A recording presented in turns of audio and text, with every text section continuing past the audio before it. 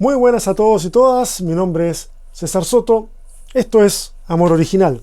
Hoy es la tercera entrega de la serie Preguntas que Salvan. En las entregas anteriores hemos explorado el tema de la angustia o del vértigo frente a sabernos libres de poder decidir en un espectro importante de la vida. Ahora, ¿por qué lo estoy diciendo de esa forma? ¿Por qué lo expreso así? Porque siempre nuestra libertad es parcial. No somos seres que cuenten con un libre albedrío sumamente amplio. No somos, no lo tenemos de la forma en que a lo mejor pensamos que lo tenemos. Mira, estamos limitados por cuestiones físicas, psicológicas, genéticas, medioambientales, etc. Pero darnos cuenta de que fuera de esos marcos que no podemos eliminar, sí podemos tomar un montón de otras decisiones libres sin tener que añadir otros marcos limitantes como por ejemplo la religión institucional. Enfrentarnos a ese grado de libertad asusta un poco. ¿Ok? Bueno, también hablamos sobre nuestra identidad y cómo es que estamos en un constante ciclo de descubrimiento y formación de quiénes somos o quiénes queremos ser. Y es posible que a estas alturas sientas que las preguntas que propusimos, ¿qué hago ahora?, que fue el primer sermón, y ¿quién soy?, que fue el segundo, puede que no sientas que esas preguntas responden a la premisa de la serie, no sientas que estas preguntas te están salvando, pero créeme, eventualmente, conforme vayamos asimilando las implicancias de respondernos estas preguntas, vamos a ir notando cambios importantes y también positivos en la gran mayoría de los casos. Cuando vemos que hay cambios más bien negativos por este pensar constante, yo te recomiendo que acudas a un profesional de la salud mental. ¿Ok? Mira, las preguntas existenciales de la vida, y solamente para aclarar un poquitito y que tus expectativas de esta serie sean un poquito más aterrizadas. Las preguntas existenciales de la vida no se responden a modo de cuestionario. No te puedo pasar una guía de estudio para que la leas y sepas cuáles son las respuestas. Cuando se trata de la existencia, de la angustia frente a la libertad o frente a quién soy, ninguna respuesta precocinada sirve. Este es un camino que debemos recorrer en soledad. Me refiero a que puede que tengas una red de contención y puede que vayamos juntos caminando con nuestras preguntas al hombro. Puede que una comunidad de fe nos contenga, pero a la hora de respondernos estas preguntas, estamos nosotros, la existencia y Dios.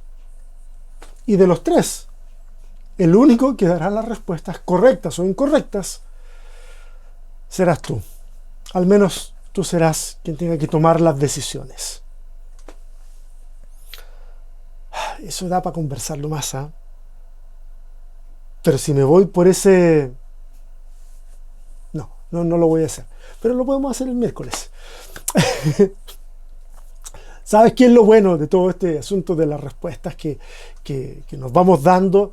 Es que no necesitamos tallarlas en piedra. Somos tan efímeros que tal vez apenas alcancemos a escribirlas en la arena. Podemos cambiarlas en la medida que seguimos peleando con estos asuntos. Si les gustaría seguir hablando de esto o del tema que dejé ahí medio inconcluso, así como que quería seguir. Oye, mira, los miércoles nos estamos juntando por Meet en algo que llamamos una conversación comunitaria. Es a las 9 p.m. hora de Chile. Si quieres participar, nos avisas. Eso es todo el anuncio que daré. Hoy nos acercamos a otra pregunta sensible y que tiene una estrecha relación con lo que conversamos la semana pasada. A la entrega de hoy le he titulado ¿Puedo vivir siendo quien soy? Autenticidad, empatía, hipocresía.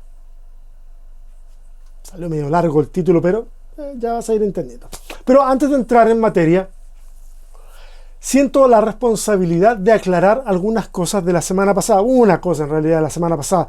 En el sermón anterior hice algunas afirmaciones que molestaron a algunas personas. Si ustedes dirán, cuéntate una nueva, César. ¿Sabes cuál es la novedad? Bueno, da lo mismo.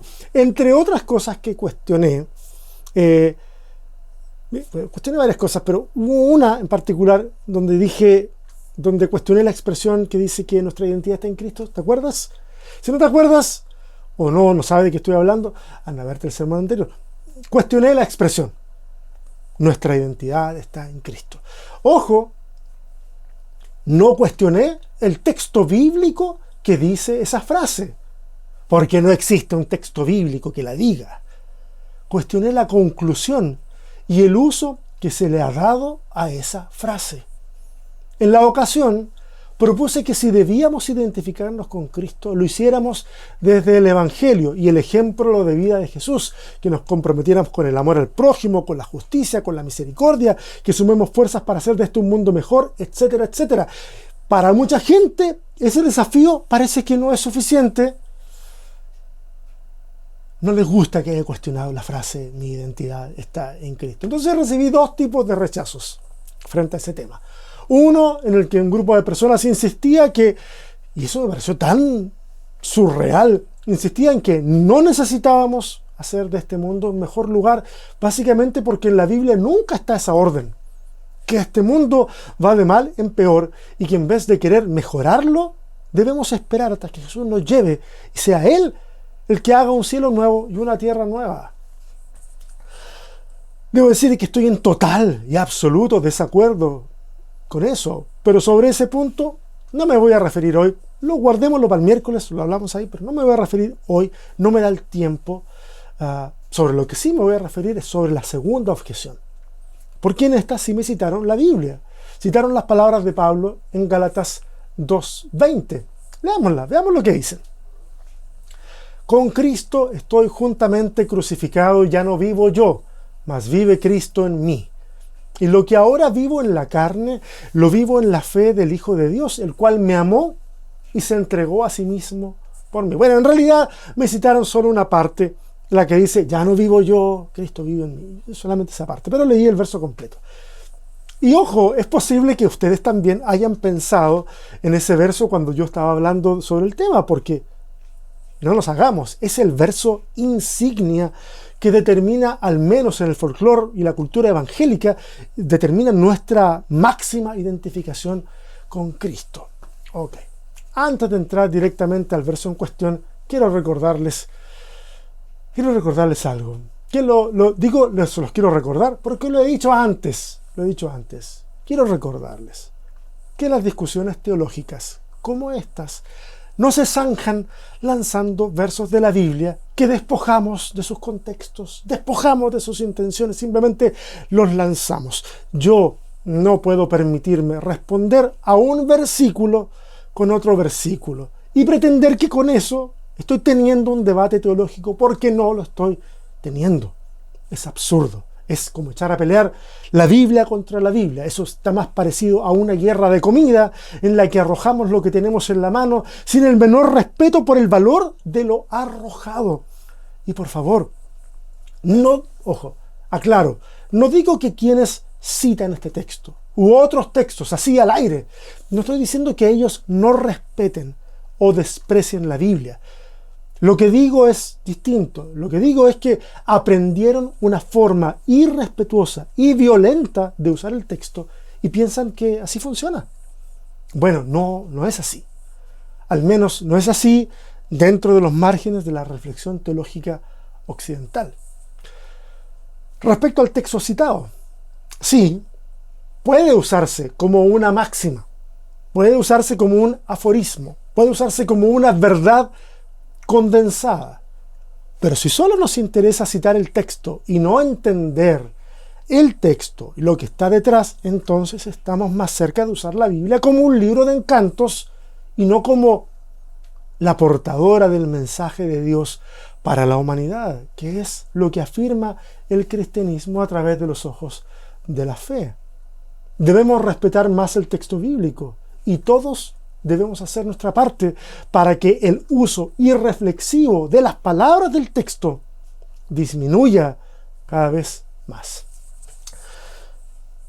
Bueno, el ya no vivo yo, mas Cristo vive en mí, que está en el capítulo 2. El texto dice, ya no vivo. Lo que significa que hay un antes, ¿cierto? Hay un antes detrás de esa afirmación.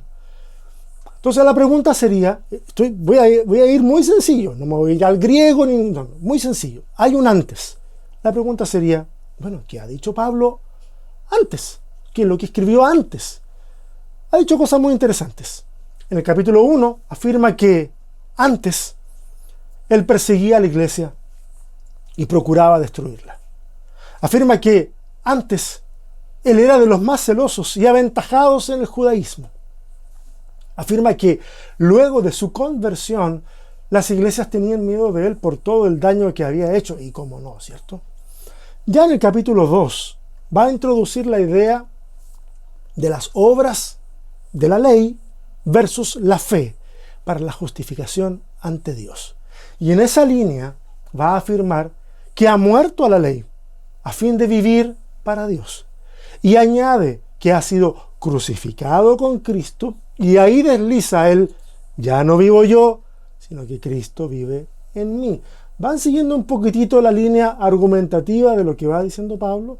Lo que Pablo está haciendo es observar a su pasado y lo pone a un lado de su actual relación con Dios. Y pasa a afirmar que su yo del pasado ha muerto en esta nueva relación con Jesús.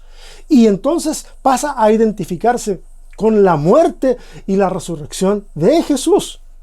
Ahora, ¿significa que Pablo ha anulado la esencia de su identidad?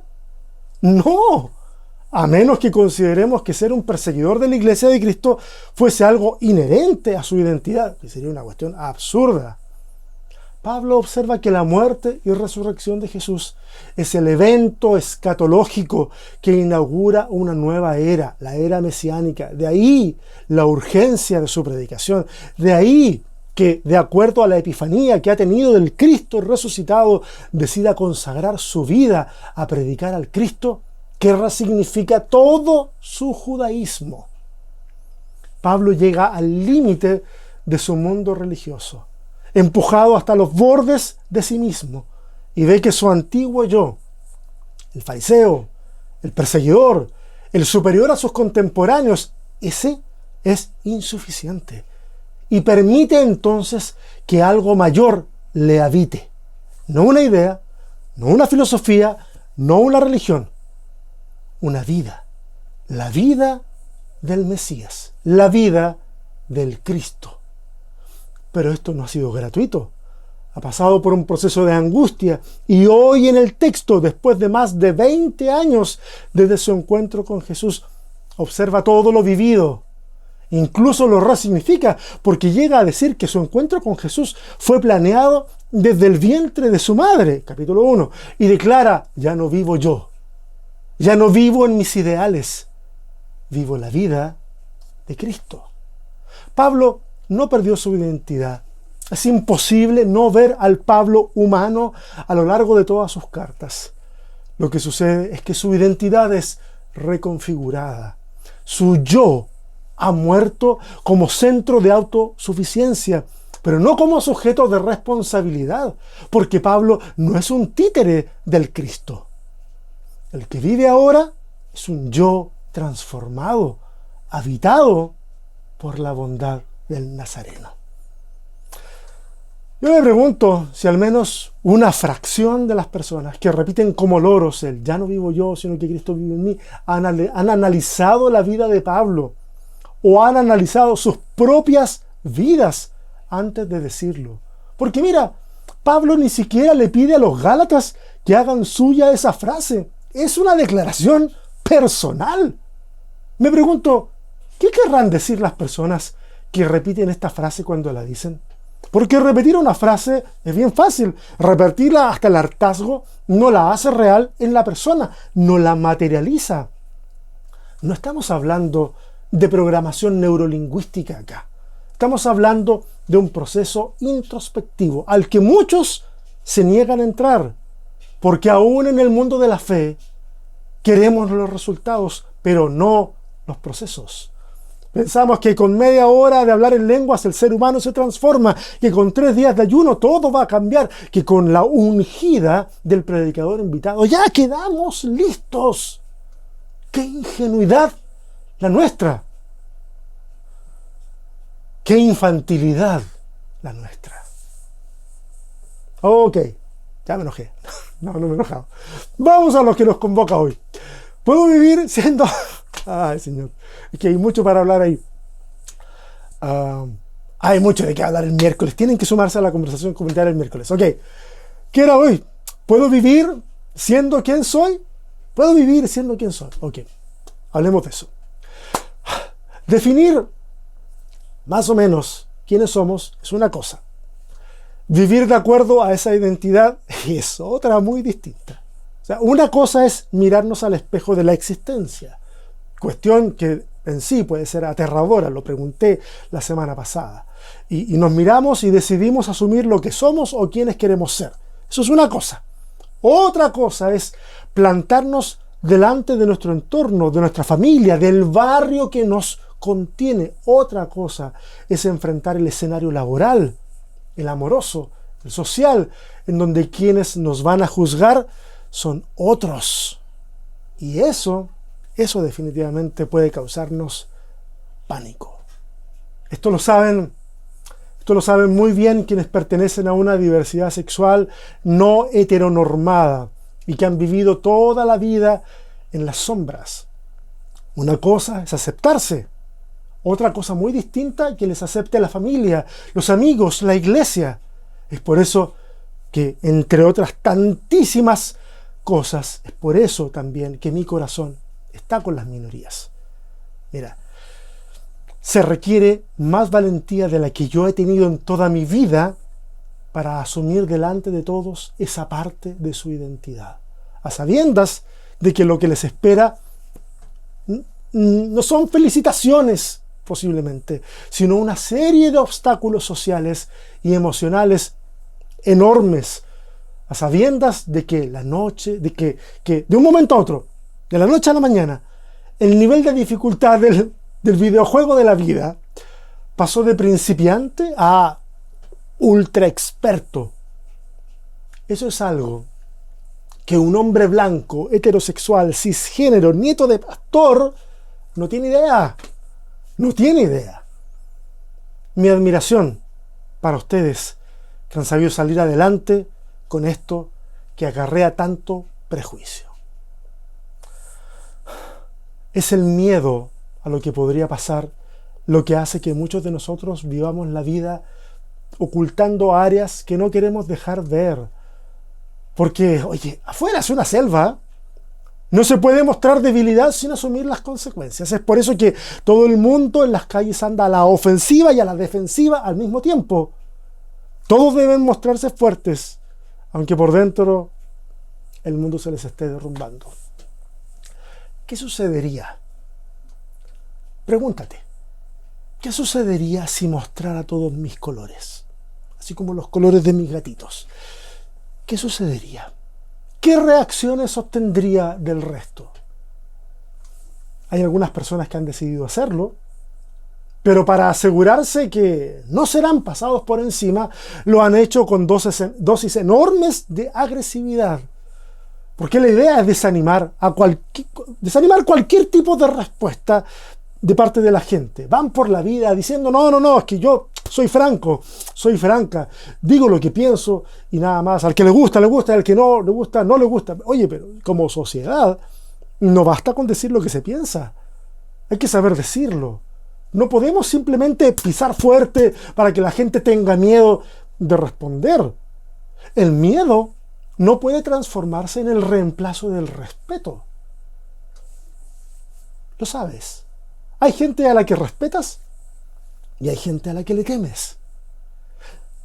Quien ha elegido el camino del miedo, quien infunde temor, tal vez quisiera ser respetado o respetada, pero carece de herramientas emocionales para conseguirlo. Así que el miedo Es la alternativa más rápida, es más eficiente. No obstante, incluso si consideramos todas las complejidades que trae, creo que es tremendamente mejor ser auténticos en nuestra forma de vivir y de tratar con los demás. Quien vive de manera auténtica ha alcanzado un estado de paz en el que no teme a la reacción del resto. No, ojo, no que no le importe o que desprecie lo que puedan decir los demás en relación a quién es. Simplemente se muestra tal cual, pero sin miedo. De hecho, podrás estar de acuerdo o en desacuerdo con esa persona, pero siempre sabrás que lo que esa persona está diciendo es verdaderamente lo que siente, lo que piensa, lo que es. Y esto no significa que quien abraza la autenticidad no pueda guardarse cosas, no pueda reservarse cosas. Claro que puede hacerlo, pero no reemplaza con una mentira aquello que se ha reservado. Simplemente se abstiene y sabe que nadie puede obligarle a decir o a hacer algo que no ha decidido de manera consciente. Quien vive desde la autenticidad vive desde la libertad. Te invito a hacerte estas preguntas. Son muy sencillas, son 3, pero muy sencillas. Pregúntate, ¿quién soy cuando nadie me ve? ¿Quién eres cuando nadie te ve? ¿Quién soy cuando todos me ven? ¿Quién eres cuando todos te ven? Piensa en estas 2 preguntas. Tenlas en tu mano. Contémplalas. Y ahora pregúntate, en esta relación, ¿qué dice esto de mí? ¿Qué dice esto de ti? En este escenario, la autenticidad de la que estamos hablando es vivir coherentemente entre quienes somos y la forma en que nos relacionamos con el otro. El ser humano auténtico asume con responsabilidad su libertad, rechaza las máscaras impuestas por las expectativas que el resto ha puesto sobre él, expectativas sociales, expectativas religiosas, y se expone con vulnerabilidad ante Dios, ante sí mismo y ante el prójimo. Esa es la vida auténtica.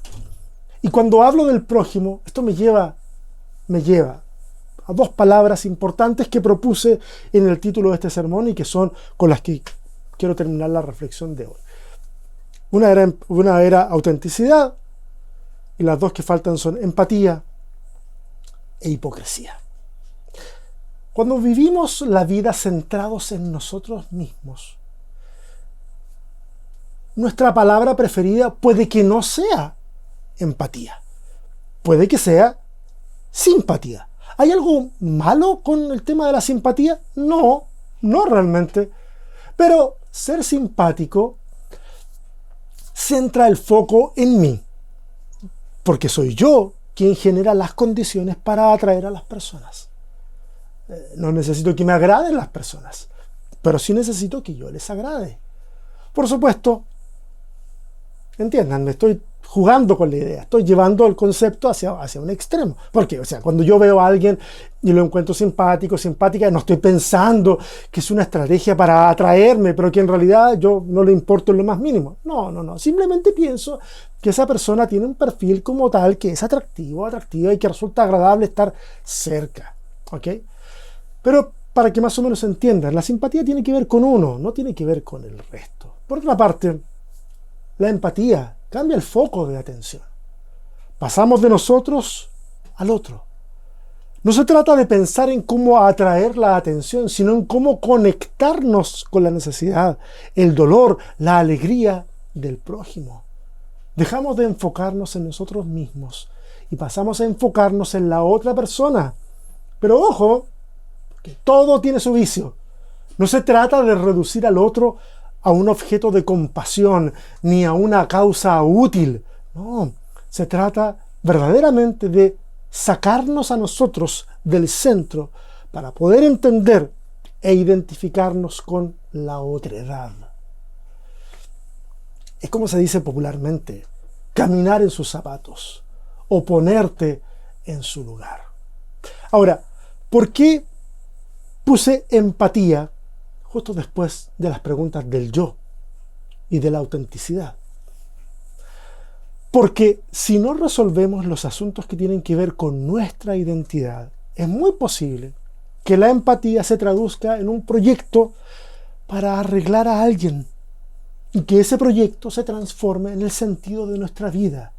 Y en vez de crear una relación de interdependencia entre iguales que entienden sus límites, puede que estemos creando una relación codependiente, en donde una parte necesita ayuda y la otra necesita un propósito. Al encontrarse, una parte piensa que ha encontrado esa ayuda, lo cual es cierto, pero la otra parte puede pensar que ha encontrado propósito en el otro, cuestión que amarra la identidad personal a otra persona.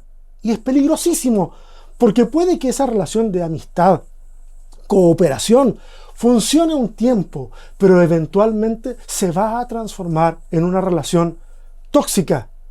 Y es importante entonces aprender a distinguir estos círculos viciosos para poder sanarlos. O de plano, y por salud mental, salirnos de esa situación. Pero desde la libertad debemos desafiarnos a ser empáticos. Ustedes conocen la parábola del buen samaritano, ¿se acuerdan? Está ahí en Lucas, capítulo 10. Nos muestra que la compasión, la verdadera compasión, no es real, sino hasta que interrumpe el camino, invierte recursos y se arriesga. Escúchame, la empatía se prueba en los hechos, no en los discursos. Lo voy a repetir una vez más porque quiero que lo entiendas de verdad. La empatía se prueba en los hechos, no en los discursos. Y así como la empatía es la conexión deliberada y libre con el otro,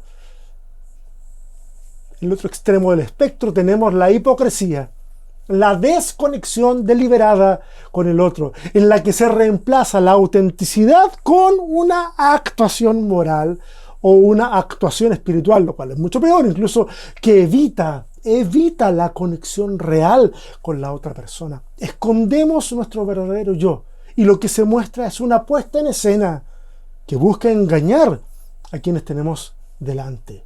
Oye, no nos hagamos, cada uno de nosotros sabe muy bien de lo que estoy hablando, porque no me cabe la menor duda de que acá todos y todas hemos sido hipócritas en algún momento de la vida. Puede ser que en un grado menor o en un grado mayor, pero es casi parte del set de herramientas de supervivencia del ser humano. Pero la hipocresía es una negación activa de la verdad. Se presenta como una virtud, pero oculta una vida que no está dispuesta a ser transformada por el Evangelio, ni tampoco a responder desde la verdad y desde la libertad al sufrimiento del otro. No es solo falsedad externa, también es falsedad interna.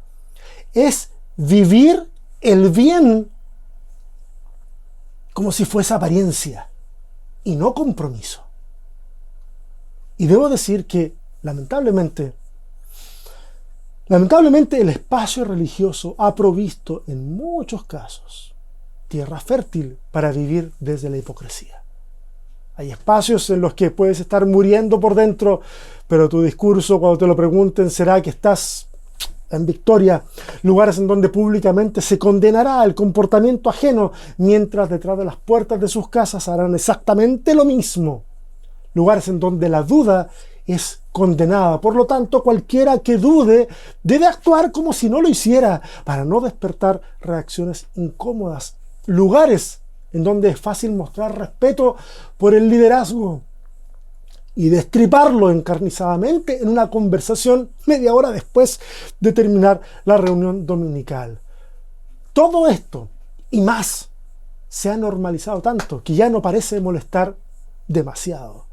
Pero cada vez que la hipocresía es practicada, socava quienes somos como personas y nos acerca un paso más a dejar de ver al resto como seres humanos que merecen respeto y comenzamos a verles como un medio para alcanzar un fin.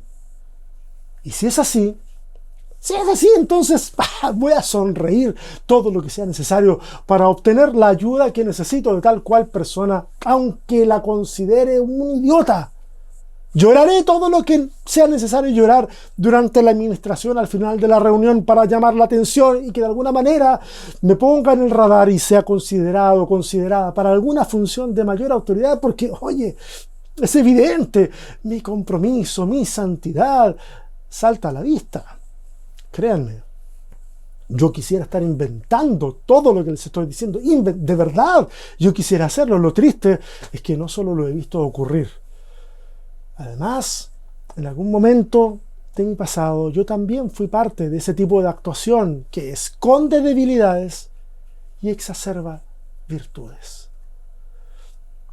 Cuando se actúa con hipocresía, se desprecia la dignidad de quienes tenemos enfrente. Cuando actuamos con hipocresía, destruimos nuestra autenticidad y nos transformamos en un personaje que busca aprovecharse de los demás.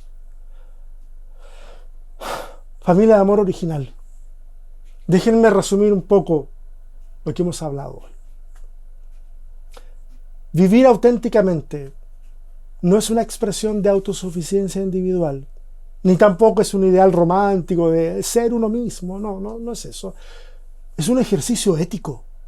Es un ejercicio espiritual de coherencia.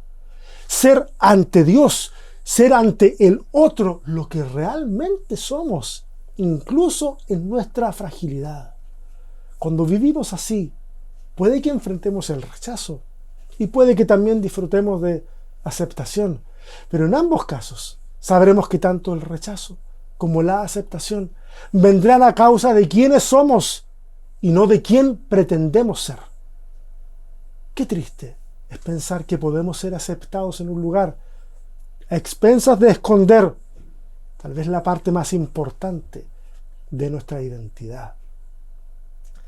Por otro lado, la empatía es la respuesta viva y también vulnerable al sufrimiento del otro. Nos saca de nuestro ombliguismo y nos mueve a conectarnos incondicionalmente con nuestro prójimo.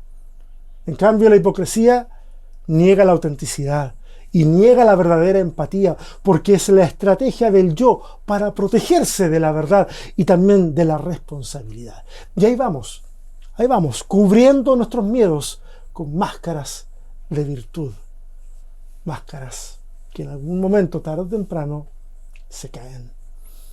La autenticidad es un riesgo, pero vale la pena.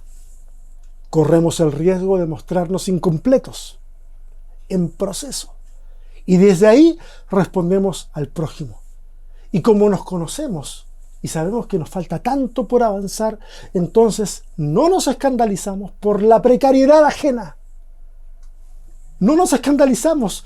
Vamos y nos comprometemos en amor, porque nos conocemos. Sabemos de que esa persona que lo está pasando mal, bien pudiera ser yo. Sabemos que la mala decisión que tomó esa persona y que la ha asumido en una crisis, bien pude haber sido yo, de no haber sido por una pequeña decisión que cambió todo. La hipocresía opta por la imagen, por el cálculo y por una espiritualidad no encarnada. ¿Por qué? La hipocresía es una puesta en escena en donde somos un personaje y los personajes no son personas. Podemos presenciar el acto más sublime desde la estética, pero desde la ética puede ser solo una actuación hueca, vacía de toda verdad. Puede que sea una excelente actuación, pero ahí no hay verdad. Familia de amor original, construyamos un mundo en el que los demás sientan la confianza de mostrar su verdadera identidad. Un mundo en el que la hipocresía no sea necesaria para ser bienvenidos, aceptados, amados.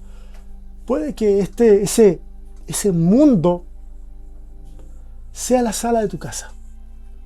Puede que sea la vereda por donde caminas todos los días, acompañando a tu vecino mientras se van a trabajar. Puede que ese mundo pequeño sea la esquina de ese comedor en donde alguien se aísla al final del trabajo o en un receso de la universidad y se aísla para no interactuar con nadie. Puede que ese sea el mundo que tenemos que cambiar o construir. Construyamos esos microcosmos de verdad y de autenticidad. Construyamos lugares en donde podamos volver a ser humanos. Oremos. Ay, Señor. Era más fácil, mucho más fácil, cuando todas las respuestas estaban en el manual de discipulado. Era mucho más fácil cuando podía asumir una identidad o vivir en una serie de actividades que yo llamaba llamamiento, simplemente porque alguien más lo dijo: tú vas a hacer tal cosa. Lo creímos y vivimos de esa forma por un tiempo hasta que nuestra verdadera identidad comenzó a sofocarse. Señor, era tan fácil. Tal vez era irreal, pero era más fácil. Hoy, Señor, necesitamos de tu ayuda para poder reencontrarnos. Y al reencontrarnos, poder valorar también a nuestro prójimo. Queremos poder ser personas verdaderas, no hipócritas.